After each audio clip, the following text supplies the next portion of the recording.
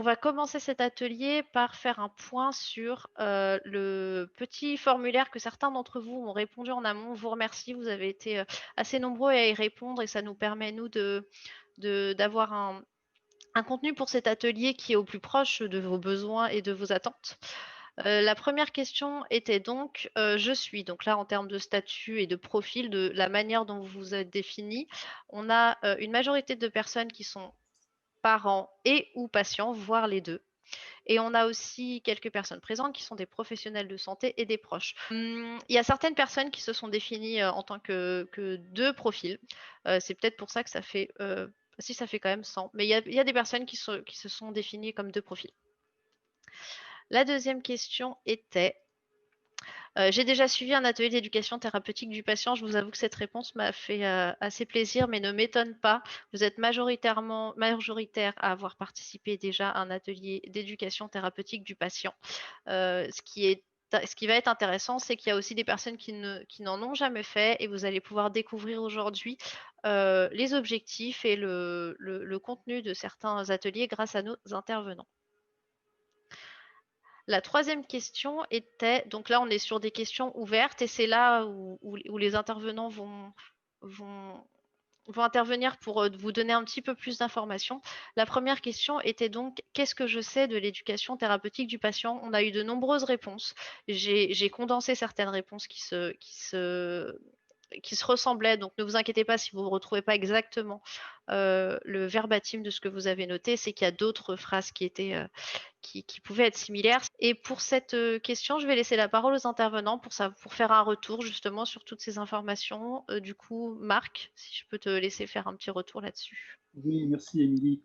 Donc, on va essayer de reprendre un petit peu les réponses qui ont été données dans ce sondage qui avait été fait en amont pour nous aider à mieux préparer cet atelier. Donc, le premier item, c'est transmettre de l'énergie positive. Bien sûr, quand on fait des séances ou des ateliers, des stages d'éducation thérapeutique, ces stages sont toujours animés par des personnes bienveillantes. Donc, on n'est pas là pour exporter du négatif, bien au contraire, on est là pour transmettre donc ce positif dont tout le monde a besoin. Et puis on apprend mieux dans le positif que dans le négatif. Et puis on est aussi là pour passer un moment tous ensemble intéressant autour d'un stage. Donc effectivement, on est là pour transmettre de l'énergie positive et tous ensemble, particulièrement les intervenants. En deuxième position, on voit rebondir sur des bénéfiques. Ça complète un petit peu ce que je viens de dire au niveau du positif. Donc, bien sûr, on parle souvent de nos expériences les uns les autres, on échange sur des vécus, sur des expériences par rapport à la pathologie, des expériences bénéfiques, donc qui on a envie quand même dans ces ateliers de montrer à tout le monde que, eh bien, les échanges qu'on a pu avoir, ou les apprentissages qu'on a pu avoir, pardon, eh bien, sont bénéfiques pour notre santé, pour notre vie de tous les jours. On est là pour aider. On est là, effectivement, c'est le désir que tout à chacun peut avoir quand quand on anime un stage d'éducation thérapeutique. Bien sûr qu'on est animé par ce sentiment de vouloir aider ses pairs. Alors, la formation est très importante. Elle était donnée, donc c'est effectivement quelque chose qui ressort assez vite. Donc, ces stages ou ces séances d'éducation thérapeutique sont là pour faire acquérir un certain nombre de choses aux participants. J'aime bien me reposer, entre guillemets, sur la définition que donne l'OMS de l'éducation thérapeutique du patient, puisque l'ETP, ça vise à acquérir des connaissances et des compétences dont on a besoin pour mieux gérer sa vie. Donc, on est vraiment dans la formation. Le soutien, je parlais de bienveillance tout à l'heure. Donc, effectivement, pendant ces stages d'éducation thérapeutique, nous sommes tous là, que ce soit les soignants, y compris les participants ou le patient ressource ou le parent ressource, pour apporter un soutien aux participants. je crois aussi qu'ils viennent aussi un petit peu pour ça, hein, pour qu'on parle un petit peu de leur vie, etc. Et on est vraiment dans le soutien. L'autonomie dans la vie quotidienne et dans les soins, effectivement, moi, quand on commence à s'intéresser à l'éducation thérapeutique, on recherche souvent de la formation, ça a été dit, mais cette formation a un but, elle vise aussi à nous rendre de plus en plus autonomes. Je pense, j'ai un exemple qui me vient à l'esprit. Au début, quand on faisait de l'ETP, dans les années, fin des années, début 2000, même avant, c'est vrai que les stages d'ETP se limitaient souvent à des stages d'autotraitement. À l'époque, on parlait plus d'autotraitement que de stages d'éducation thérapeutique.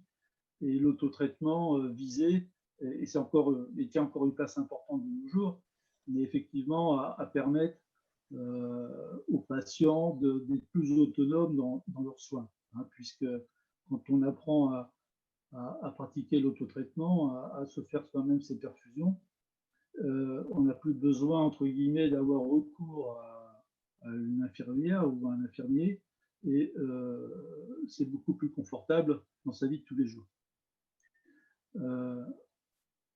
Alors peut-être que Yann Repessé ou Céline veulent sur ce point intervenir, parce que je crois que c'est un point qui est essentiel, la recherche d'autonomie. Je ne sais pas, Yann ou Céline. Oui, la recherche d'autonomie, c'est vraiment quelque chose en fait qui va être aussi une accroche beaucoup chez les adolescents en fait. Je pense que c'est un stade important où l'adolescent qui reste un adolescent atteint de maladie hémorragique mais qui est un vrai adolescent va avoir ce besoin d'autonomie encore plus accru puisqu'il va être en recherche d'autonomie non seulement vis-à-vis de sa vie quotidienne mais aussi vis-à-vis de ses parents pour la maladie.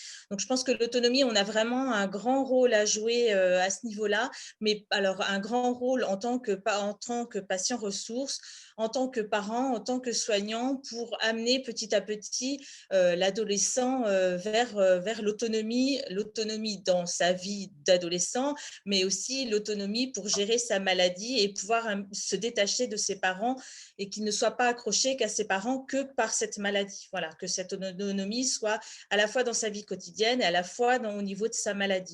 Et ça, c'est vraiment une étape importante pour sa vie, où on a chacun son rôle à jouer, mais où les parents ont un rôle à jouer en collaboration avec le centre, avec les parents, les patients ressources. Je voulais rebondir aussi éventuellement, je me demandais si quand les gens avaient parlé de formation, donc il y a la formation, mais il y a aussi tout ce qui est assez légal et loi en ce qui concernait la formation des 40 heures pour le TP. Je pensais qu'il y avait peut-être ça aussi, rebondir sur la formation aussi que l'AFH propose au niveau des patients qui souhaitent s'impliquer, au niveau des parents qui souhaitent s'impliquer, au niveau des proches qui peuvent s'impliquer. Et en fait, c'est extrêmement bien fait puisque le but est aussi d'intervenir non seulement pour l'AFH, mais aussi dans les centres d'où ils viennent. Et je pense que c'est vraiment intéressant qu'on fasse un binôme soignant et parents ou patients. Enfin, moi, j'aimerais avoir tout le monde, en fait. J'aimerais bien avoir des parents ressources, des patients ressources, des ados ressources, des mamans ressources, parce que je pense que, encore une fois, dans les ateliers collectifs, dans les groupes de parole, c'est super important d'avoir des gens sur lesquels s'appuyer, des gens qui sont formés pour aider les autres, et puis une formation qui est faite en collaboration avec le centre. Je pense que c'est un partage d'expérience qui est vraiment important aussi. Voilà, j'arrête là parce que sinon, je vous allez me laisser parler toute la soirée. Je te rejoins, Céline, sur ce point, sans aucun problème. Marc, on aura peut-être l'occasion d'y revenir un peu plus tard. Oui, Johan. Ouais, je voulais juste faire, moi, un petit commentaire sur le soutien.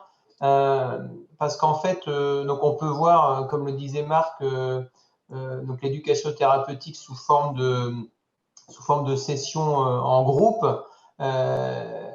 Il y a aussi des ateliers individuels où finalement donc on peut voir plusieurs patients en même temps. Dans le cadre, comme à l'hôpital, on fait des stages en dehors de l'hôpital sur différentes thématiques. En fait, moi, c'est sur le soutien parce que aussi pour les patients, on propose ce qu'on appelle un bilan éducatif.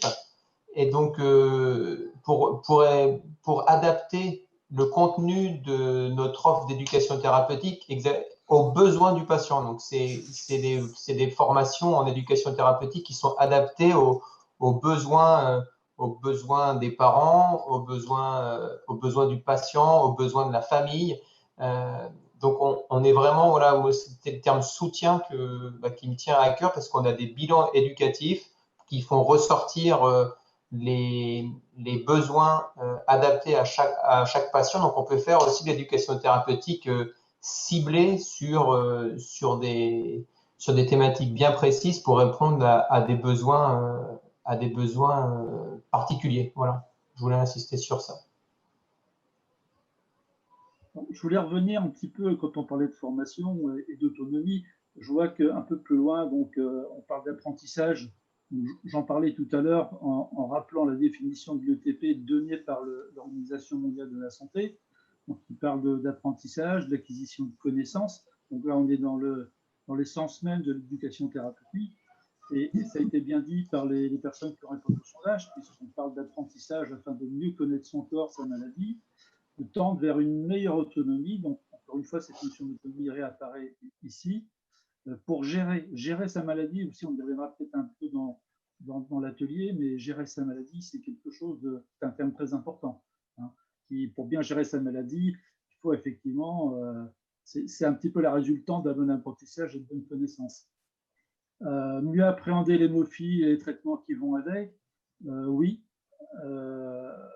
L'apprentissage parler des différents traitements, c'est bien sûr quelque chose qui prend une place importante dans le cadre de l'ETP, puisque effectivement, un début de visée dans ces stages, c'est que chacun puisse bien comprendre son traitement pour bien l'appliquer, c'est déjà une première chose, mais et puis aussi qu'on soit sûr que le traitement, c'est tout à fait celui qui lui convient. Mais ça, en disant ça, je parle un petit peu sous le contrôle de Yann Repessé.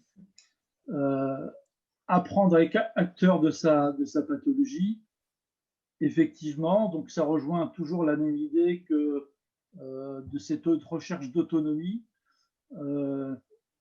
gagner en compétences. Oui, là, on est sur le domaine de la connaissance. La compétence, c'est vraiment acquérir ces connaissances nécessaires, cette compétence, pour mieux vivre sa maladie. En fait, si je peux un petit peu résumer, toutes ces thématiques qui ont été abordées ici visent à améliorer sa vie au quotidien. Je ne sais pas, il y a partenariat aussi sur la partie gauche du tableau. Bien sûr, dans cette aventure qui est l'ETP, quelquefois ça peut être une aventure, en tout cas c'est tout un programme, et on est les acteurs, que ce soit les soignants, les patients ressources, les parents ressources, nous sommes bien sûr les participants à ces stages sont des partenaires. Voilà, c'est vraiment la relation de partenariat qu'il y a et qui doit régner entre guillemets dans ces stages d'éducation thérapeutique. Voilà, moi je ne sais pas si quelqu'un à ce stade veut rajouter quelque chose. Je pense qu'il y a d'autres items qui sont redondants dans les autres questions. Donc on pourra peut-être développer un peu plus sur les questions suivantes. Moi, je voulais revenir sur le chat, là où j'ai vu un petit peu les discussions sur les séances collectives et individuelles. Alors, je ne sais pas ce que Marc et Johan en pensent. Moi, je pense que les deux sont bien, en fait.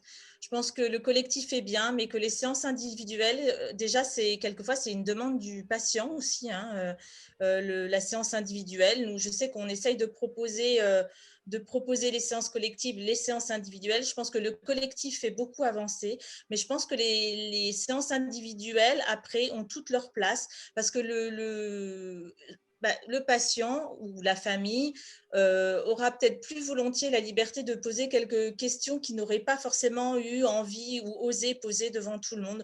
Donc, je pense que c'est vraiment dépendant des gens qu'on a en face de nous et que qu'il n'y a pas que du collectif ou que de l'individuel, mais je pense que le fait de s'adapter aux demandes de celui qu'on a en face, je pense que c'est la meilleure réponse. Enfin, en tout cas pour moi. Complètement d'accord avec ta réponse, Céline. Effectivement, je pense que les deux approches collectives et individuelles sont complémentaires. Et moi, je pense que le collectif n'est pas forcément adapté à toutes les problématiques qu'on peut aborder en éducation thérapeutique. Effectivement, les séances collectives avec le vécu de chacun, l'interaction d'un groupe, je pense que c'est primordial. Mais voilà, comme vient d'écrire Monsieur Sagnier, oui, individuel et collectif.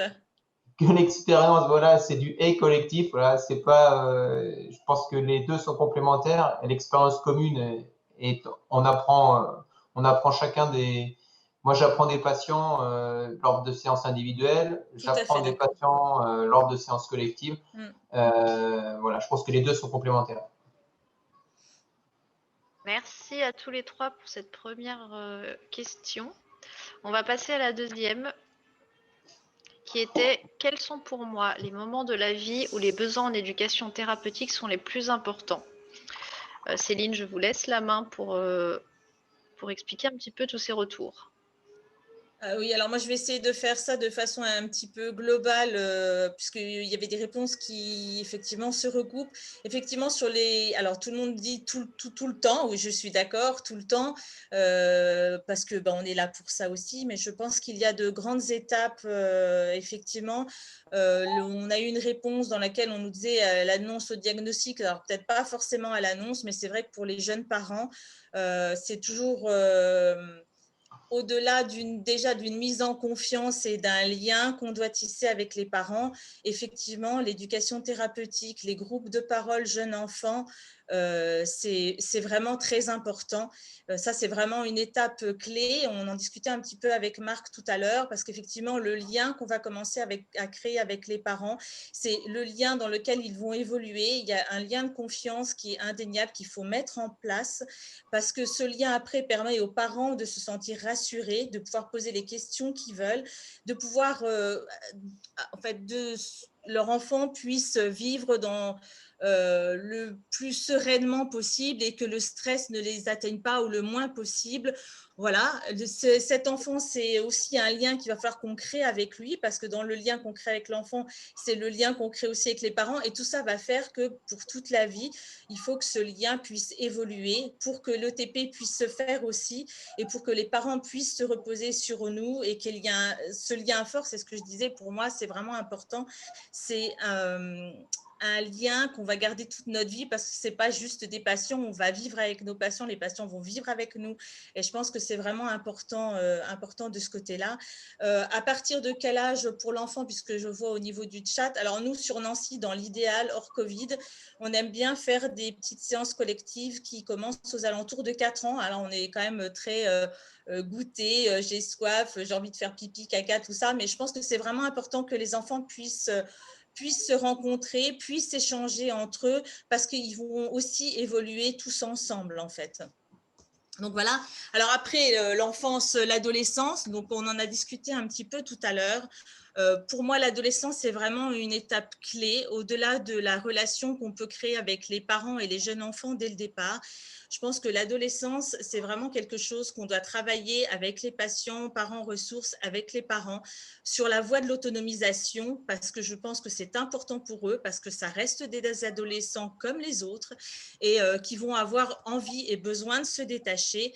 Donc, c'est aussi sous forme de contrat, confiance, responsabilité, donc plus de liberté, mais aussi voilà, devoir prouver à la fois aux parents et aux soignants qu'on est capable de faire. Et c'est vraiment du donnant-donnant. Donc, nous, dans les adolescents, ce qui a très, très bien marché, c'est la période où ils commencent à partir en classe verte, où à partir de la 6e, c'est le fait de se fondre dans la masse. Et donc, se fondre dans la masse, c'est pouvoir être autonome. Donc, beaucoup d'adolescents, quand moi je suis arrivée il y a une dizaine d'années, hier donc, avaient cette demande d'autonomie et de pouvoir partir avec les autres. Et les parents ont vraiment super bien joué le jeu en disant, écoute, moi c'est OK pour te laisser partir, mais d'un autre côté, je veux que tu saches ta maladie, je veux que tu saches te perfuser, je veux que tu connaisses les signes graves, je veux que tu connaisses, enfin voilà, tout ce qu'ils ont besoin de savoir et en fait, passer le relais des parents aux enfants. Donc voilà, ça c'est, voilà, l'adolescence, c'était vraiment quelque chose d'important. Voilà, j'entends bien aussi tout ce qui est mise en place d'un nouveau traitement parce qu'effectivement, après un épisode, j'essaye de gérer le chat en même temps. Hein. Enfin voilà. Effectivement, on est aussi beaucoup nous dans le nouveau traitement. Je rejoins Johan aussi là-dessus. Moi, j'adore ce que je fais parce que justement, on est de nouveau en train de se remettre en cause, remettre tout le programme d'éducation en place parce que les nouveaux traitements arrivent, parce que nous, on doit de nouveau apprendre. Et en plus, ce qui est super gratifiant pour nous, je trouve, c'est qu'on apprend beaucoup avec vous. Donc, effectivement, hein, on parle d'un nouveau traitement en particulier où nous, on ne connaît pas grand-chose. Et donc, il y a une vraie interaction, comme quand je suis arrivée et que je ne connaissais rien.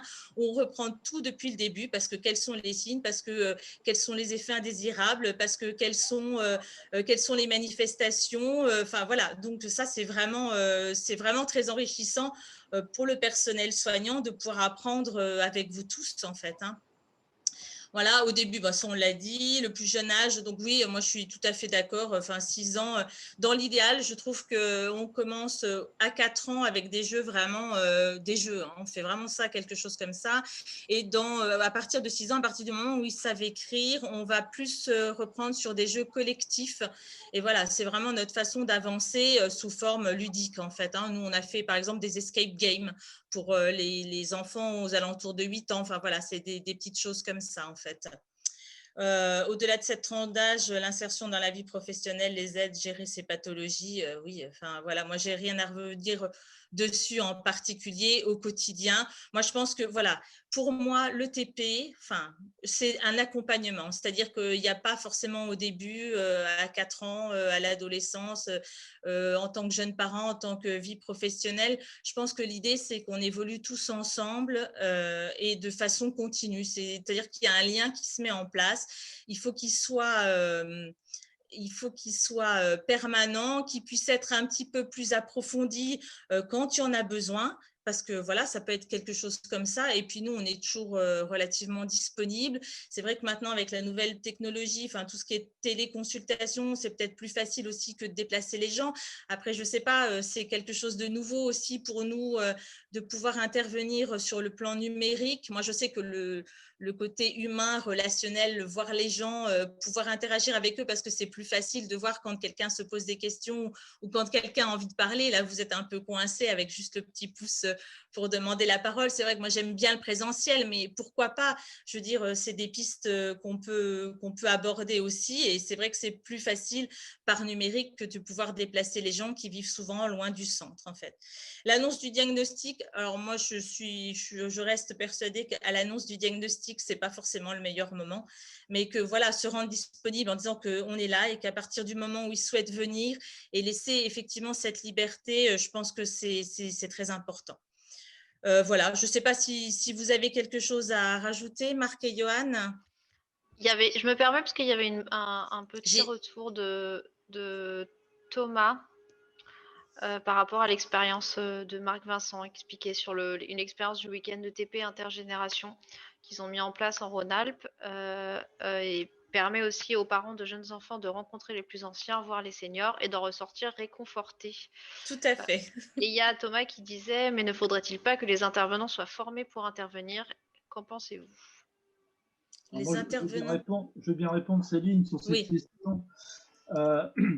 Alors, je vais répondre par rapport aux patients parents ressources. Donc, c'est vrai que pour intervenir en tant que patient ressources ou parent ressources, il faut quand même avoir été formé pour le faire. Donc, l'AFH propose donc forme des PPR. Il y a une formation qui est en cours donc, actuellement. qui est un petit peu mise en veille à cause de la Covid-19. Mais cette formation, en tout cas, elle vise à nous préparer à intervenir en co-animation aux côtés des soignants. Donc, nous avons 3 modules de 2 jours pour être formés donc, à l'animation, à la co-animation de ces stages. Alors, qu'est-ce qu'on fait dans ces modules? On apprend surtout à écouter, à être empathique. On essaie vraiment de... on n'est pas là pour transférer sa propre expérience, on est là pour se servir de cette expérience. En tout cas, on apprend à se servir de cette expérience et de la mettre au service des autres. Ça sert à ça, le vécu de la maladie. On est là pour acquérir des techniques d'animation. Donc, il y a différentes techniques qui... Céline parlait de l'animation de groupe de parole. Ça fait partie des techniques. On apprend également, je dirais, à faire des tours de table. On apprend à acquérir de nouvelles connaissances aussi sur la maladie. Les traitements évoluent rapidement. Ça, c'est une très bonne chose pour nous. Et surtout ces derniers temps. Donc, il faut aussi qu'on se remette un petit peu à la page et qu'on sache aussi acquérir de nouvelles connaissances sur les nouveaux traitements. Donc voilà, on apprend vraiment à écouter également. Ça a été dit dans le cours de la première question. Enfin voilà, on n'arrive pas. C'est un module qui dure au total une 40aine d'heures. Donc on apprend aussi dans le dernier module qui est consacré au partenariat avec les soignants, d'apprendre aussi à construire ensemble des ateliers d'éducation thérapeutique. Donc voilà, on n'arrive pas démunis en tant que pépère dans les stages. Donc on a reçu au préalable donc, cette formation qui nous est vraiment très utile. Et voilà, pour faire avancer et encore une fois, pour bien gérer la coordination avec les personnels de santé, avec les professionnels de santé, pardon. Bon, je tenais à le préciser. Merci. Johan, est-ce que vous avez des choses à rajouter sur cette question de quel moment de la vie doit-on faire de l'ETP? Ou est-ce le plus opportun? Quel moment de la vie? Comme le disait Céline, je pense qu'il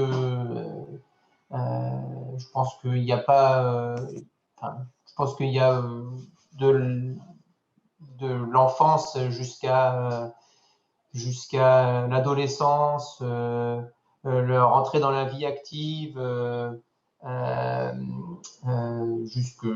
sur un âge plus avancé. Je pense qu'il y a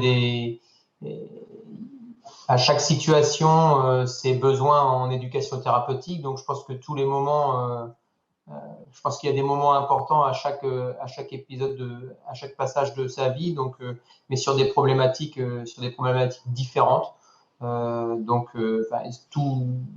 Il y a beaucoup de choses qui sont citées sur cette diapositive. Et donc, je pense qu'on se rend bien compte que finalement, il y a des besoins en éducation thérapeutique qui sont pas, qui vont apparaître au sein de la vie du patient, et on est là pour répondre à cette problématique. Ouais. D'où l'intérêt, j'en reparle, des bilans éducatifs. À Caen, on propose des bilans éducatifs qui font ressortir à différents moments de la vie du patient des problématiques qui feront l'objet de séances individuelles pour ce cas-là, mais aussi qui peuvent faire ressortir des problématiques communes à différents patients qui peuvent faire créer des séances collectives. Donc voilà. Et juste pour rebondir à la question de Thomas sur la formation des intervenants, donc je pense que ça concerne à la fois le personnel médical le personnel paramédical et médical. Donc il y a des formations aussi pour les médecins pour la réalisation d'ETP. C'est encadré par des formations. Donc il y a et tous les ans, on a des bilans d'éducation thérapeutique à faire pour l'ARS, donc pour notre ARS régional, où on doit on doit faire apparaître nos compétences en ETP, et on a l'obligation dans chaque centre, dans un centre d'hémophilie qui déclare un programme d'éducation thérapeutique, que ce soit coordonné par quelqu'un qui a bénéficié d'une formation en éducation thérapeutique, donc soit sous forme d'un DU, il y a des diplômes universitaires d'éducation thérapeutique, il y a des formations de 40 heures, voilà, donc il y a des formations pour les médecins qui font de l'éducation thérapeutique dans le cadre de consultations ou de groupes collectifs, voilà. Merci beaucoup. Je vais vous laisser la parole du coup, Johan, pour la question suivante. Oui. Qui était quelle question je me pose par rapport à l'éducation thérapeutique du patient. Alors, merci Émilie. Donc, oui, quelle question je me pose par rapport à l'ETP? Donc, il y a beaucoup de réponses qui ont été formulées. Donc, la première, l'ETP est souvent collective. Elle devrait, selon les besoins, pouvoir se faire individuellement. Donc là, c'est pile poil dans ce qui était abordé initialement dans le chat sur séances collectives et ou séances individuelles. Donc, on a déjà abordé cette problématique où finalement les deux modalités sont complémentaires. Et donc, ces séances individuelles et séances collectives, voilà, avec des informations et des séances d'éducation qui sont adaptées à chaque problématique, avec des problématiques qui sont plus facilement traitées en séances individuelles et d'autres sur des séances collectives où les échanges entre les patients, les familles sont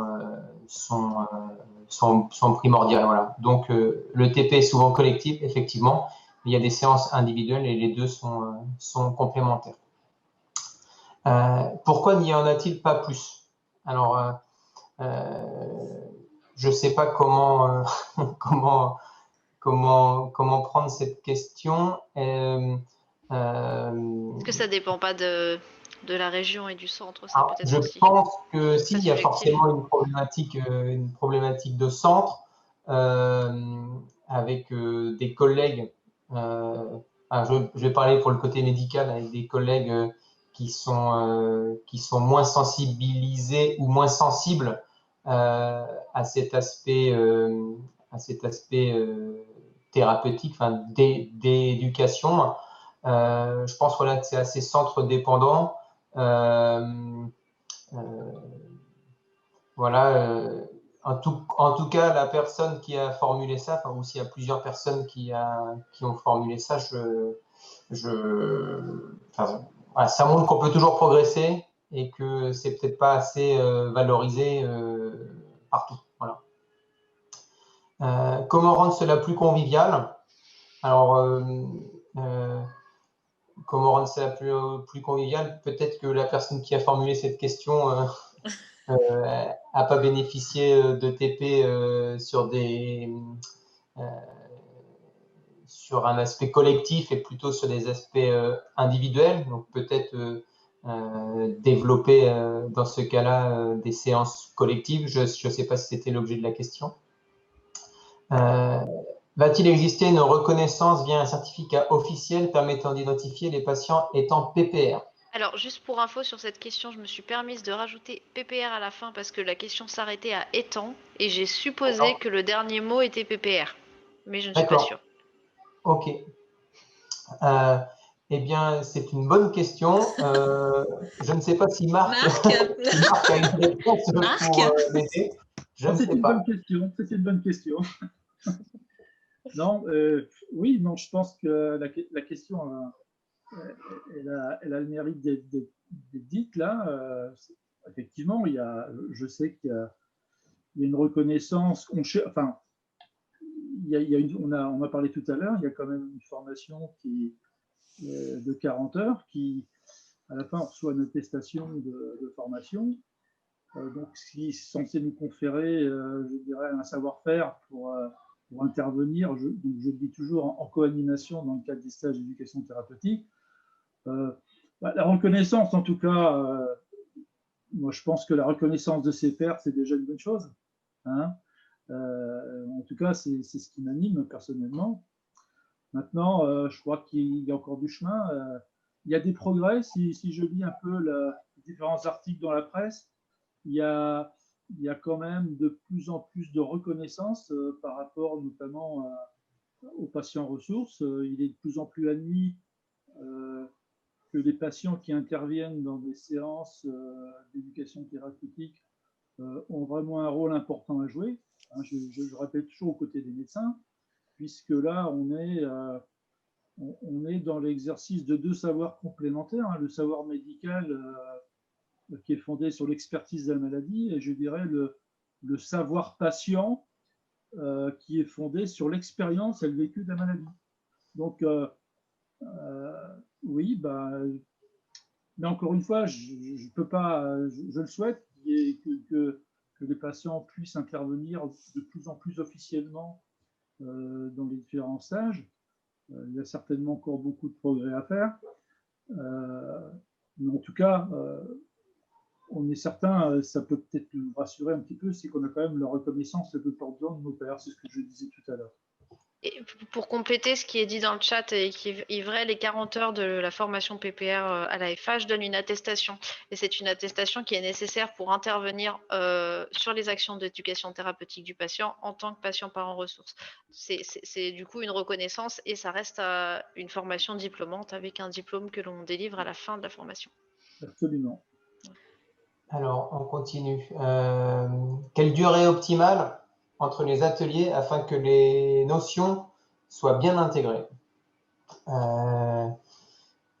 Difficile de répondre avec précision à cette question parce que je pense que c'est lié aux notions qui vont être abordées dans chaque atelier. Après, ce qui est intéressant, c'est que tous les ateliers d'ETP, finalement, en fin d'atelier, nous avons toujours j'aime pas ce mot-là, mais une évaluation pour voir si les informations, s'il y a eu des informations qui ont été bien, une aide apportée aux patients ou des informations qui ont été bien comprises. Donc, il y a toujours des évaluations que l'on propose en fin d'atelier. Après, en fonction des évaluations, on peut proposer des ateliers plus rapprochés, mais voilà, je pense que les durées vont être fonction des notions étudiées dans la séance, qu'elles soient individuelles ou collectives. Possibilité de suivi ou de mise à jour des connaissances. Donc là, encore une fois, pour la mise à jour de… Alors, la question, je la comprends pour savoir qu'il y a un suivi dans l'offre d'éducation thérapeutique pour un patient. Effectivement, c'est l'objet donc des bilans éducatifs, par exemple, que l'on propose au centre pour voir si les séances d'éducation thérapeutique proposées permettent de répondre aux problématiques qui ressortaient initialement et voir si on peut adapter et mettre en place de nouvelles choses pour répondre à des problématiques, soit si elles sont toujours présentes ou si d'autres problématiques sont apparues. La tournure et le format que peut avoir l'ETP via visioconférence. Alors, on est en plein dedans parce que on est obligé d'utiliser ces outils de visioconférence pour mettre en place des ateliers vu la conjoncture, vu la situation sanitaire actuellement. Et donc, il y a des outils d'ETP qui sont développés en visioconférence pour faire des séances collectives, donc qui peuvent être complètement adaptés sur des plateformes comme on utilise, des plateformes qu'on utilise actuellement, Zoom ou autres plateformes qui permettent de regrouper des personnes, d'avoir un chat et de pouvoir interagir de façon collective. Juste, je me permets pour cette partie-là, la FH a notamment mis en place pendant le premier confinement un atelier sur comment gérer son suivi médical en période de Covid. Et il y en a un deuxième qui est en cours et qui va bientôt être proposé sur la téléconsultation. C'est des exemples concrets qu'on a mis en place à la suite du confinement parce qu'il a fallu qu'on réfléchisse à la manière de continuer à garder le lien avec les gens malgré la situation. Mais on se rend compte aussi que finalement, il y a énormément de choses qui peuvent être adaptées en visioconférence. Et il y a une réelle évolution sur ce sujet-là en ce moment. Ok. J'aimerais avoir plus d'aide pour aider nos partenaires africains à aller vers une forme d'ETP. C'est une bonne, je sais pas, c'est une remarque, c'est une très bonne remarque. Alors, je sais qu'il y a des partenariats, enfin des jumelages de certains centres français avec certains centres africains. Normalement, on devait être impliqué avec Caen pour initier un jumelage avec un pays africain. La situation sanitaire, ça n'a pas pu se faire, mais l'objectif, voilà, c'était c'était d'aller au Gabon, donc un pays avec lequel Caen pourrait faire un jumelage. Et effectivement, introduire des notions d'ETP serait important. Donc, je pense que ça passe par ces partenariats. Voilà comment je peux y répondre. Comment se soigner, comment se former en tant que soignant à l'ETP. Donc, ça a déjà été abordé tout à l'heure. Donc, il y a des formations, par exemple, sur Caen, il y a un DU, un diplôme universitaire d'éducation thérapeutique, avec des enseignements et un mémoire de stage, enfin un mémoire de DU et une présentation, donc qui donne un diplôme d'éducation thérapeutique. Sinon, il y a des formations à l'éducation thérapeutique et aussi il y a des formations sur des aspects un petit peu spécifiques à l'ETP, comme la prise de décision partagée, l'entretien motivationnel, qui peuvent être profités et que l'on peut, et enfin, moi j'ai bénéficié de ces formations-là. Est-ce que tous les CRC ont obligation de proposer des séances d'éducation thérapeutique? J'ai lu un message de Monsieur Sagnier sur le forum qui écrit « Les intervenants d'ETP ne devraient pas être proposés obligatoirement, alors même que c'est un critère pour être centre de ressources et de compétences maladies hémorragiques rares. » Donc, merci Thomas pour la réponse donc, qui est écrite sur le forum. Donc, pour des labellisations, pour être centre de ressources et de compétences, donc CRC pour les maladies hémorragiques, pour l'hémophilie, la maladie de Willebrand. Nous avons comme un cahier des charges à remplir pour pouvoir bénéficier de ces labellisations-là. Et les séances d'ETP en font partie. Pourquoi les patients ressources ne sont-ils pas toujours présents aux séances d'ETP? Je dirais que tout va dépendre de l'objet de sur des séances individuelles, c'est compliqué. Sur des séances collectives,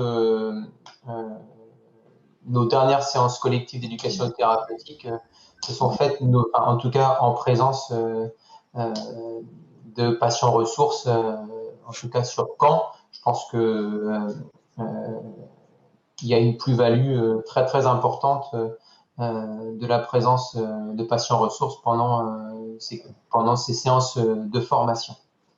Pourquoi y en a-t-il pas dans toutes les maladies chroniques? Donc c'est une bonne question. D'expérience, nous avons échangé, en tout cas sur Caen, avec le service de diabétologie qui est très impliqué enfin nous qui étaient très impliqués et qui est toujours impliqués dans l'offre d'éducation thérapeutique dans l'établissement. Je ne sais pas forcément de réponse précise à apporter à cette question. Alors, par contre, je ne comprends pas l'avant-dernière, évaluer la dose suffisante de facteurs anti-hémophiliques. Alors, est-ce que je ne sais pas si c'était plutôt en rapport, enfin, si ça va plutôt au-dessus dans d'autres, par rapport aux questions posées. Quelles questions je me pose par rapport à l'ATP? Est-ce que ça permet d'évaluer une dose suffisante de facteurs anti-hémophiliques? Je ne sais pas si c'est la question. Sinon, si la personne qui a posé la question est présente, peut-être la reformuler dans le chat. On y reviendra après. Oui, tout à fait. Est-ce bien l'implication du patient dans le choix et la connaissance des possibilités qui s'offrent à lui? Donc, j'en reviens à ce que je disais au début. Nous, on propose donc un bilan éducatif. Donc, on reprend avec le patient,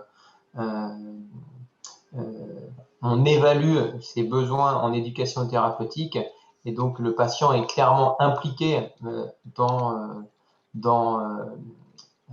cette offre d'éducation thérapeutique et participe à ces formations selon ses propres besoins. Donc, il est impliqué initialement. On essaie de répondre à ses besoins. On évalue les formations dispensées pour voir si on répond à ses besoins. Donc, il est acteur de ces séances d'éducation thérapeutique. Voilà. Alors, je ne vois pas si la personne qui avait posé cette question a reformulé. Non, il n'y a pas eu de retour pour le moment. Voilà. Mais Alors, je me permets parce que du coup, la dernière question est on est un petit peu en retard, donc il va falloir qu'on avance. Et en plus, la dernière question est un bon tremplin sur la suite de l'atelier. On va vous présenter une petite vidéo justement qui résume l'éducation thérapeutique. Sachant que c'est une vidéo qui parle de maladies chroniques de manière générale, donc pas spécialement de l'hémophilie, mais qui est un excellent résumé sur ce qu'est l'éducation thérapeutique. Je vais juste vous partager mon écran avec la vidéo.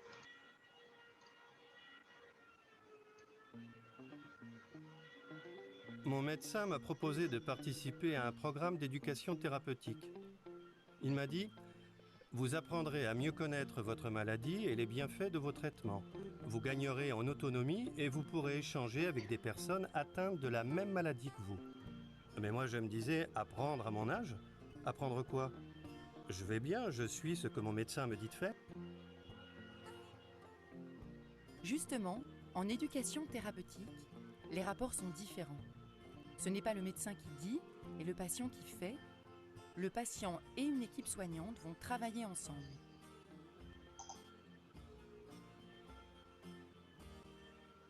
L'éducation thérapeutique concerne toutes les maladies chroniques dès que des bouleversements sont importants au plan physique, comme au plan émotionnel, et dès qu'il va falloir vivre avec.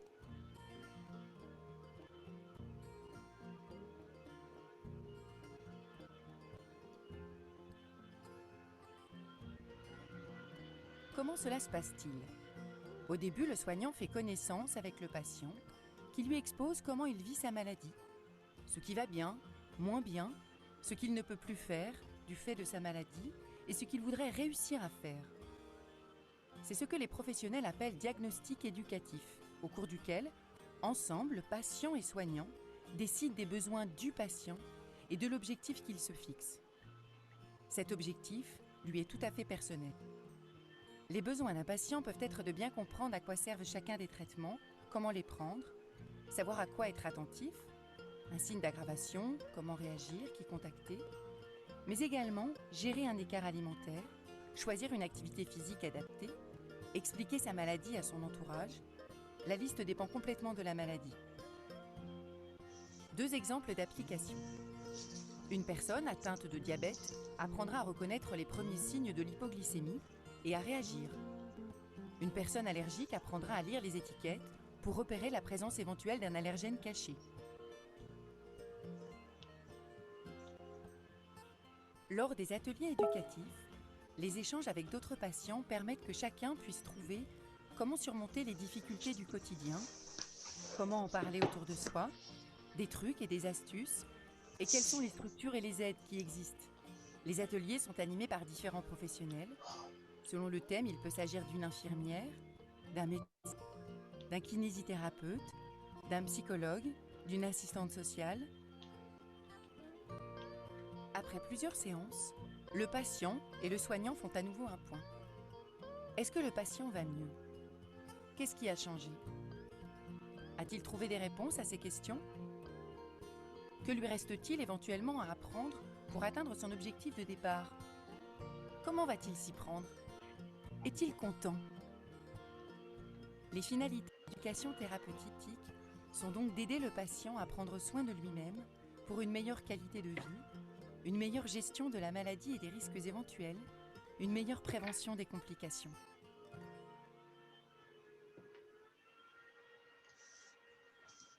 Voilà pour une vidéo qui résume ce qu'est l'éducation thérapeutique. J'ai vu qu'il y avait d'autres questions qui sont arrivées sur le chat. Ce que je vous propose, c'est qu'on continue sur la partie suivante et on revienne à la fin sur les questions qui restent sur le chat. Donc, après ce côté un petit peu plus théorique, les trois intervenants présents vont vous partager une expérience d'éducation thérapeutique qu'ils ont vécue. Pour que vous puissiez concrètement avoir un retour sur ce qu'est un atelier d'éducation thérapeutique du patient. Et je vais de façon très aléatoire commencer par Marc. Sur, du coup, je te laisse choisir le sujet que tu souhaites aborder. Donc, sur les signes précoces, la détection des signes précoces des hémarthromes. Je lance ça de suite. Donc, pendant que le diaporama se lance, donc je souhaitais, à titre d'exemple, vous parler d'un atelier que nous avons fait à Caen, qui s'intitulait donc la détection des signes précoces des hémarthoses. Donc, pour les personnes qui étaient présentes à l'atelier d'hier pour les seniors, donc on a vu que les hémarthoses, qui sont des saignements articulaires douloureux, très douloureux même, dégradent à terme les articulations et peuvent provoquer jusqu'à, je crois qu'il y a juste une diapo peut-être avant, non, je ne sais pas, et C'est celle-là avant. Et peuvent provoquer des arthropathies, donc avec tout ce qui peut être associé à l'arthropathie avérée, donc etc. Donc, on en a parlé hier, donc on a été dit aussi pour les générations à venir. Dieu merci, avec les nouveaux traitements, peut-être qu'on peut escompter qu'il y aura moins de dégâts au niveau articulaire. Donc je reviens rapidement sur cet atelier donc, qui avait été en fait développé par le laboratoire de pédagogie de la santé de Paris 13. On se l'est approprié donc au CHU Caen et il était animé par le docteur Annie Garon avec Patricia Guillon, donc l'infirmière coordinatrice, Véronique Azenfras, qui est le parent ressource au centre de Caen, et moi-même. Donc en fait, pour revenir à la diapositive suivante, donc je ne vais pas trop rentrer dans le détail, simplement cette courbe montre, donc vous avez donc en abscisse l'intensité de l'hémorragie. Donc on voit qu'en fonction du temps, eh bien le saignement est de plus en plus intense, donc, et à un moment donné conduit au blocage de l'articulation. Donc l'objectif, compte tenu des dégâts que peuvent faire à terme les hémarthoses, l'enjeu est bien d'essayer de détecter le plus tôt possible les signes qui sont des témoins qu'il se passe quelque chose, donc ce saignement dans l'articulation, de manière à pouvoir agir le plus rapidement possible et stopper le plus rapidement possible ce saignement. Alors, diapositive suivante. Donc, nous avons réuni donc, un groupe de jeunes, je dirais de jeunes, peut-être entre 8 et 15 ans, et nous leur avons demandé de nous raconter, de nous expliquer s'ils ressentaient des signes particuliers quand ils avaient une hémarthrose. Donc, on leur a distribué, donc, selon la méthode Métaplan, des que certains peut-être connaissent, donc des papiers dont ils ont mis sur ces petits papiers donc les sensations qu'ils pouvaient avoir lors de ces hémarthroses. Donc sur la diapositive suivante, on voit à un moment donné, donc chacun s'est exprimé. Alors j'ai cité quelques termes qui nous ont été rapportés dans cet atelier. Alors certains nous ont parlé de chaleur au niveau articulaire, de picotement, de gêne, de réduction du mouvement.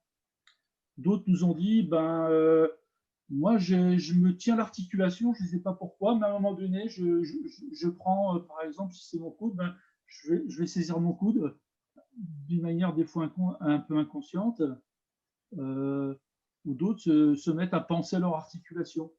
Alors, après, nous avons fait un travail avec Véronique à gauche et Véronique à droite, pardon, sur la diapo et Patricia à gauche. Nous avons essayé de classer ces différents ressentis, ces différentes sensations, et en essayant sur cette courbe qui vous a été présentée précédemment, en essayant de voir à quel moment du saignement pouvaient correspondre les signes. Alors, si je me réfère, certains nous ont parlé de douleur, donc on a plutôt classé ça pratiquement à la fin du saignement, quand vraiment l'hémarthrose est bien constituée, parce que la douleur apparaît à un stade avancé de l'hémarthrose.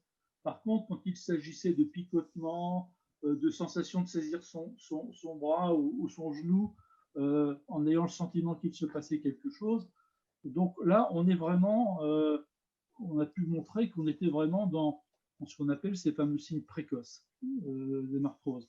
Donc le saignement vient de débuter, on a un ressenti, le corps nous exprime quelque chose, et cet atelier visait à faire prendre conscience aux différentes personnes que notre corps nous parle et qu'on était capable, peut-être pour certaines personnes, peut-être pas pour tout le monde, de décrire un petit peu ces ressentis et le plus tôt possible, et en quelque sorte après de pouvoir déclencher le plus tôt possible donc des moyens pour, dans un premier temps, peut-être des petits moyens à travers le glaçage d'articulation, et assez rapidement peut-être avoir recours à une perfusion, à un autotraitement quand la personne a été formée pour le faire, ou alors à téléphoner rapidement à son infirmier ou à son infirmière. Donc voilà, je voulais vous parler très brièvement de cet exemple, qui est un exemple d'atelier d'éducation thérapeutique, dont le bénéfice vraiment est de limiter au maximum donc le saignement dans le cas d'une hémarthrose, pour vraiment limiter la dégradation qui s'ensuit.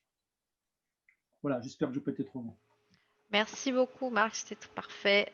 Ensuite, Céline. Alors moi, j'ai déjà beaucoup parlé des adolescents, mais du coup, je vais rebondir sur la présentation de Marc, et je pense que c'est vraiment très intéressant. Nous, on le fait aussi pour des séances enfants un peu âgés, adolescents. Par exemple, on avait des enfants qui étaient sous prophylaxie et qui n'avaient jamais présenté d'hémarthrose. Donc, c'est vrai que c'était compliqué pour nous de pouvoir, donc on peut leur en parler, hein, on peut parler de gonflement, volume, tout ça, tout ce qu'on peut parler en tant que soignant, mais je pense que c'était vraiment important pour eux qu'ils entendent ces signes-là d'autres enfants qui, eux, l'avaient ressenti, et c'est vrai que pour le coup, on s'était appuyé sur des enfants qui, eux, avaient ressenti ces signes-là et qui ont pu partager effectivement leur ressenti, toutes les circonstances de survenue, effectivement les différents signes, et je pense que ça, c'est vraiment important, et c'est vrai que nous, notre rôle dans les ateliers collectifs, c'est vraiment se baser et faire discuter entre eux les enfants pour que ce soit plus facile, parce que ce sont leurs propres mots en fait, et ils apprennent beaucoup plus facilement comme ça. Donc voilà, je vais pas revenir sur les adolescents parce que j'en ai déjà beaucoup parlé, sur l'autonomisation, sur le fait que les parents puissent leur accorder aussi leur autonomisation sur le plan de la maladie. J'avais un autre exemple aussi sur un petit loulou que je connais depuis qu'il est en maternelle, maternelle, qui ne désirait qu'une chose, c'était de pouvoir être autonome et faire ses injections de prophylaxie. Mais il avait un papa qui était un vrai papa poule et qui ne supportait pas l'idée que son fils puisse s'injecter. Donc, ça a pris peut-être plus de temps que pour quelqu'un d'autre. Mais voilà, au final, on y est arrivé et je trouve ça, c'est toujours un grand moment, je trouve, pour moi, de voir que ce soit les parents, que ce soit l'enfant qui puisse justement aboutir à leur projet. Et cet enfant-là a pu montrer à son papa qu'il en était capable, qu'il avait grandi, qu'il était capable de prendre soin de lui maintenant. Et voilà, moi, j'aime beaucoup partager ces vrais moments avec. Je voulais juste revenir aussi sur des jeunes parents que j'ai suivis.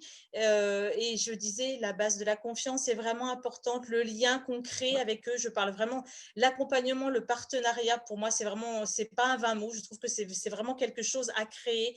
Enfin voilà, et tout le deal en fait, c'est de le créer de façon à chaque fois individuelle. C'est pour ça que les ateliers collectifs, je suis pour, mais le côté individuel pour l'établissement de la relation avec les soignants, je trouve que c'est très important. Et je voulais juste vous raconter, parce que j'ai plein de petits moments comme ça, je pense qu'on pourra tenir la soirée, dans laquelle la maman un jour arrive en consultation et elle me dit bon voilà Céline, j'ai bien réfléchi, je pense qu'il n'y a qu'une seule chose à faire, c'est que maintenant je veux que vous m'appreniez à piquer mon enfant. Et voilà, et je trouve que ce lien-là, dans lequel on leur laisse la liberté d'évoluer comme ils le souhaitent, à leur propre rythme, voilà, pour moi, c'est ça l'éducation réussie. C'est pas forcément qu'un enfant se pique à 11 ans, c'est pas forcément qu'il se pique à 18 ans. Hein. On a eu un jeune ado, quand moi je suis arrivée, qui avait 17 ans, oui, voilà, 17 ans, et qui n'a pu se libérer du carcan parental que beaucoup plus tard, quand il en avait 25. Et maintenant, il a fondé sa famille, il a des enfants, il est autonome, il prend soin de lui. Et voilà, c'est ce genre de réussite comme ça. Et combien je trouve, moi, je me sens comme une grande maman dans laquelle je me dis, ben, wow, comme je suis fière de vous, tout le chemin que vous avez fait, tout ce que vous avez dû surmonter pour en arriver là. Et franchement, vous êtes arrivé à faire votre projet, ben, peu importe que ça soit avant, après, voilà, ils étaient prêts au moment-là, on était prêts à ce moment-là. Et c'est ce bout de chemin qu'on fait ensemble et qu'on peut répéter. Et le fait d'être là, en fait, quand ils en ont besoin, enfin, voilà, pour moi, c'est ça le TP réussi. Après, d'autres, on aura peut-être une autre définition. Voilà, je vous laisse la parole. Merci beaucoup Céline. Johan, un petit exemple d'éducation thérapeutique réussie. Alors, moi, je voulais vous parler de séances autour de l'activité physique. Donc, que ce soit des séances individuelles ou des séances collectives. Donc, par rapport à des séances individuelles, donc en fait, au centre de traitement à Caen, on a une étudiante de STAPS, donc du FR, de l'université qui fait des études sur l'activité physique, qui a mis en place donc des activités physiques adaptées pour les patients. Donc en fait, dans le cadre de séances individuelles, on a évalué les besoins en activité physique de certains patients, notamment des patients qui ont des arthropathies en lien avec des hémarthroses répétées, donc avec une limitation très importante de leur activité physique. Et donc, avec cette éducatrice sportive, on a proposé des séances de sport, donc dans une salle de sport au CHU, pour réapprendre certaines activités physiques, pour adapter les activités physiques à chaque patient en fonction de ses capacités. Et finalement, on a de nombreux patients qui ont retrouvé des activités alors qu'ils étaient très limités initialement, alors soit par crainte d'accident, soit par peur de mal faire. Enfin, ils se limitaient beaucoup. Et donc avec ces ateliers d'activité physique adaptée, on a des patients qui retrouvent des activités physiques et qui reproduisent aussi ces modules d'activité physique à domicile, avec une amélioration de qualité de vie et des activités physiques qui peuvent augmenter pour ces patients-là. Donc après, on a été confronté au problème de Covid, et donc les séances dans les salles de sport étaient arrêtées à l'hôpital. Et donc maintenant, cette éducatrice physique propose finalement par visio des exercices avec les patients à domicile pour continuer cette activité physique et continuer donc ces ateliers individuels d'éducation thérapeutique.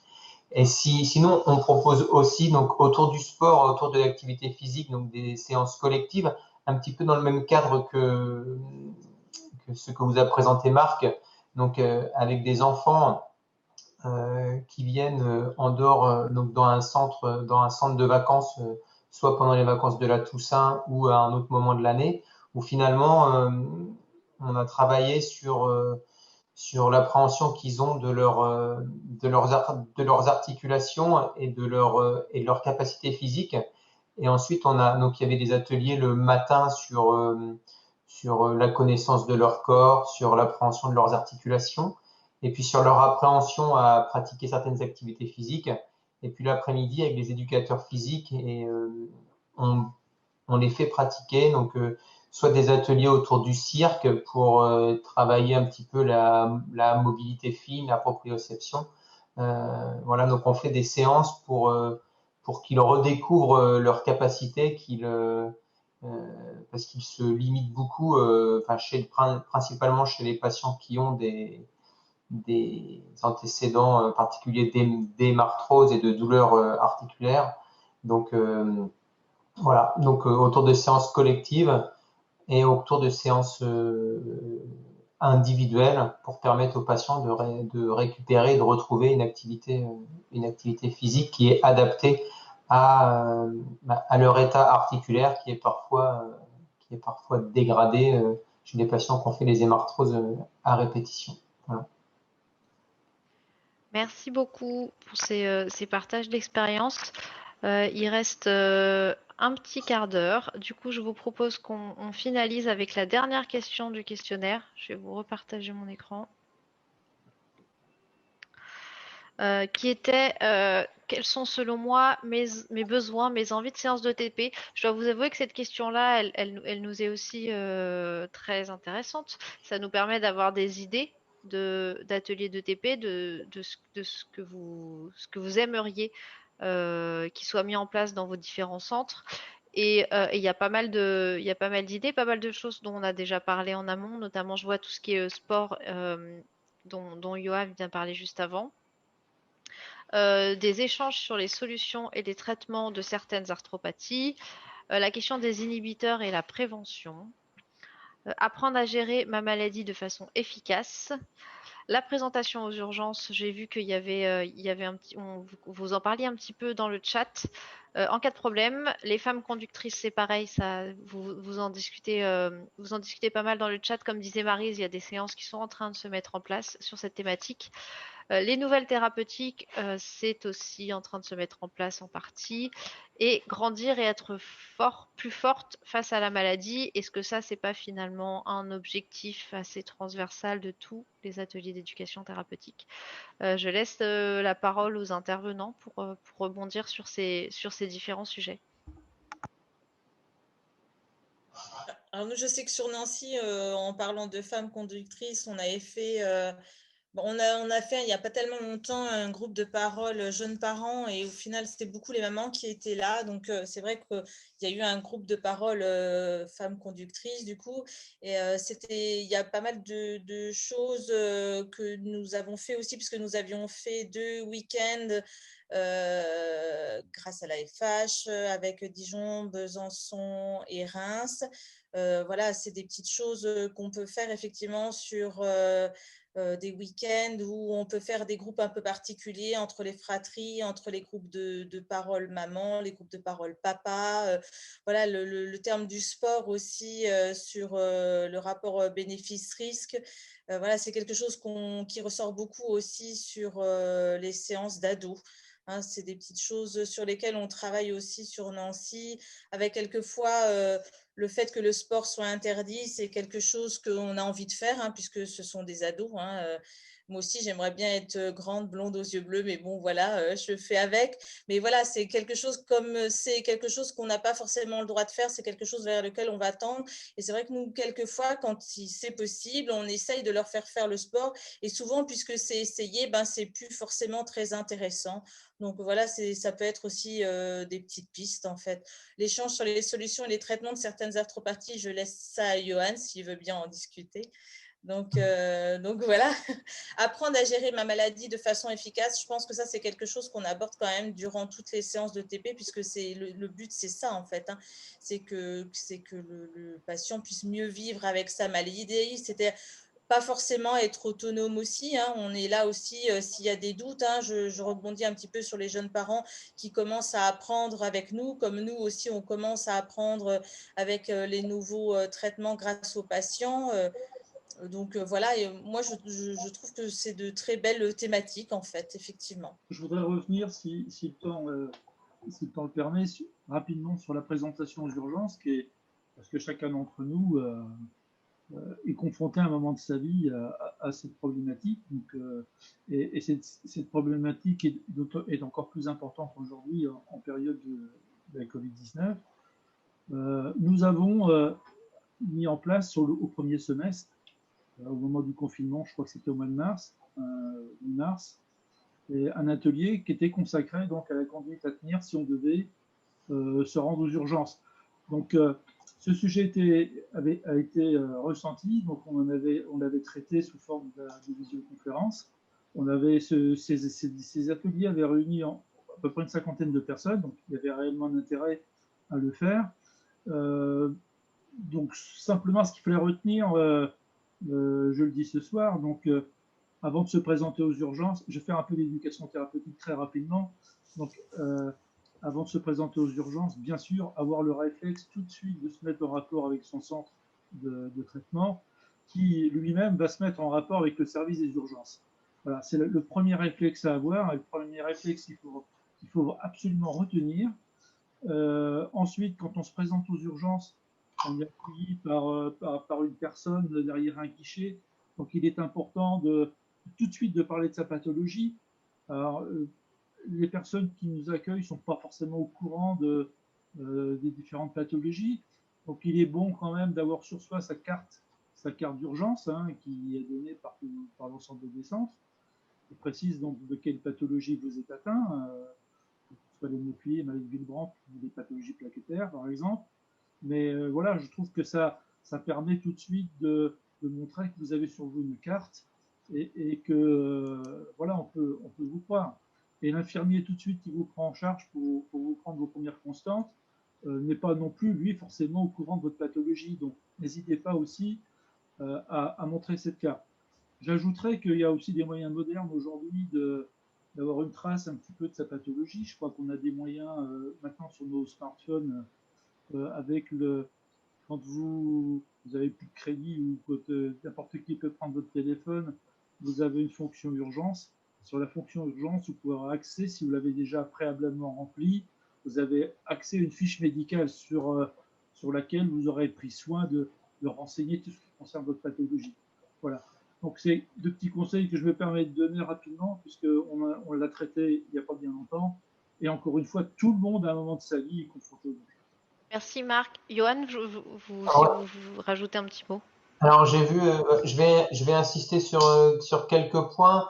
Il y a un point où il y a pas mal de discussions sur le chat pour les femmes conductrices. Alors, je suis complètement d'accord avec tout ce qui a été écrit. Je pense néanmoins qu'il y a quand même un changement de paradigme depuis pas longtemps, mais en tout cas, moi je le sens depuis. Je suis pas médecin dans l'hémophilie depuis de nombreuses années, mais je vois quand même une évolution de la prise en charge des femmes conductrices avec finalement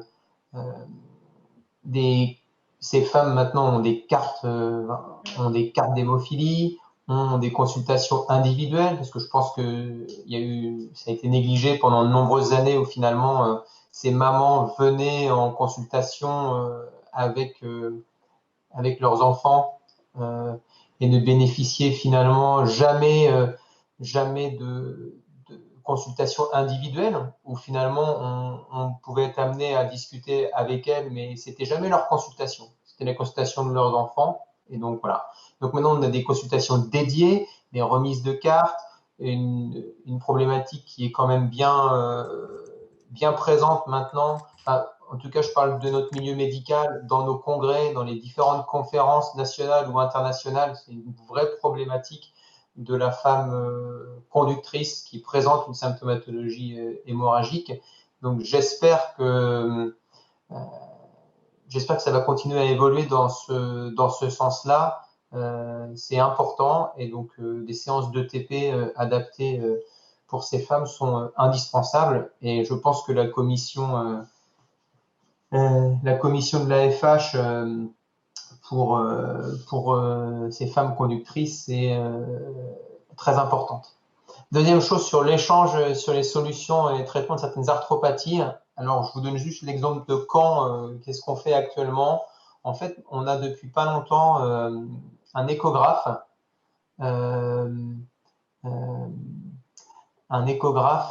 pour faire de l'évaluation articulaire. Et donc, on est amené à faire de l'échographie articulaire quand les patients viennent en consultation, puisque une douleur articulaire n'est pas forcément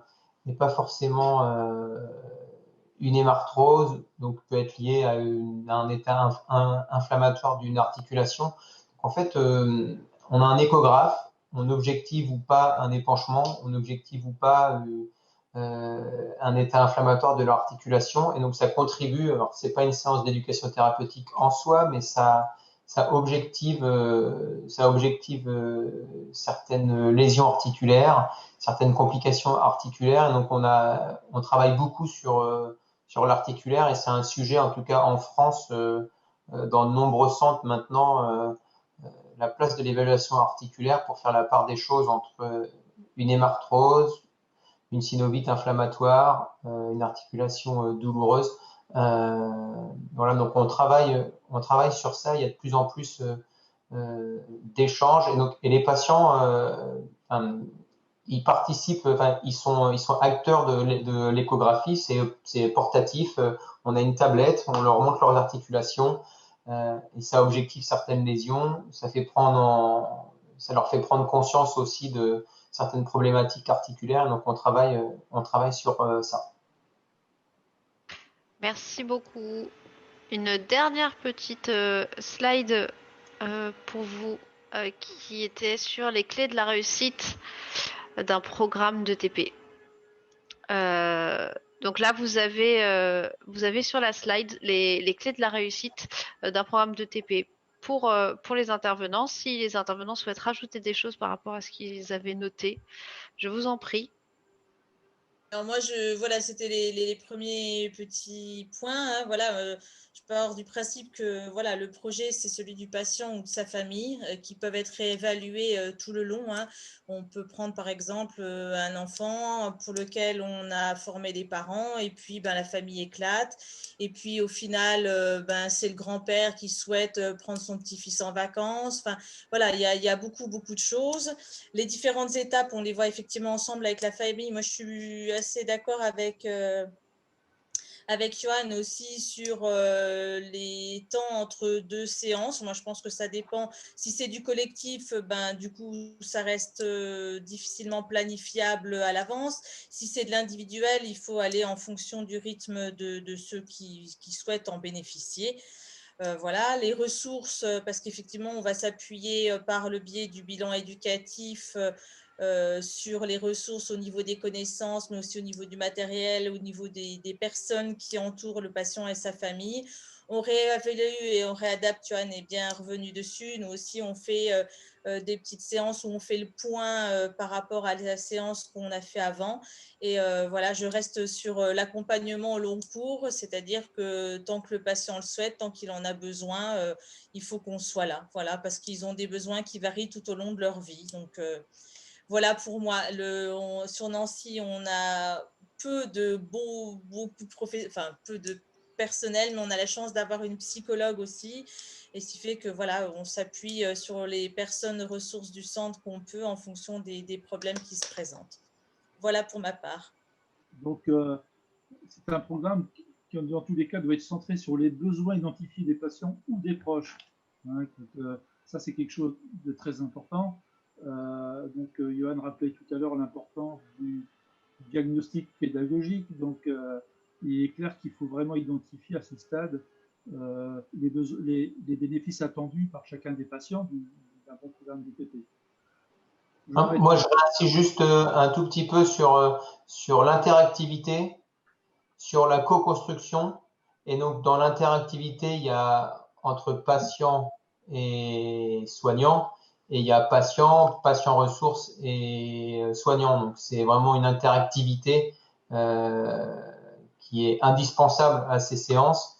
Et la co-construction entre le patient et le soignant, puisque l'objectif, c'est de quand même répondre à des problématiques clairement identifiées pour le bénéfice et pour le bénéfice du patient. Voilà.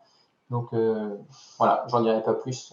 Merci beaucoup. J'ai envie de finir avec une question qui est du chat. On va pas avoir le temps de répondre aux dernières qui sont arrivées, mais il y en a une en particulier qui pourrait être une conclusion à cet atelier. En quoi l'ETP peut-elle être une forme d'émancipation des patients? Alors moi, je pense qu'on a beaucoup évolué tant dans la prise en charge des femmes que sur l'ETP et je trouve qu'on est beaucoup et heureusement, dans tout ce qui est prise de décision partagée et c'est le patient qui est l'acteur en fait de son propre parcours ETP. Merci. Je peux rajouter que l'autonomie est une forme d'émancipation. Aussi. L'autonomisation, comme on parlait Céline tout à l'heure, c'est clairement une forme d'émancipation. Et je crois qu'il faut bien que chacun comprenne qu'il est important de se former, d'accroître ses connaissances sur sa pathologie, de mieux écouter son corps, de mieux se connaître, de mieux connaître ses limites. Et tout ça, ça contribuera à un moment donné à permettre à chacun d'essayer de vivre la vie qu'il souhaite mener. Johan, un petit mot de conclusion? Alors, je ne sais pas si je parlerai d'émancipation, parce que l'émancipation, est-ce qu'on dit que le patient s'émancipe de son soignant ou gagne en autonomie? Voilà. Alors, je ne sais pas si j'aurais retenu le terme émancipation. Je préférerais retenir le terme autonomie. Voilà, je ne sais pas si c'est vraiment le terme le plus approprié, mais je ne sais pas ce qu'en pense Marc ou Céline. On va dire l'acteur principal, en fait. C'est ce que j'allais dire, l'acteur de sa vie et de sa maladie, tout à fait. Ok, ouais, ça va bien. Merci beaucoup pour tous ces échanges et merci aux participants d'être restés. Je sais que 21h, c'est pas forcément évident. Bonne soirée à tous. Au revoir.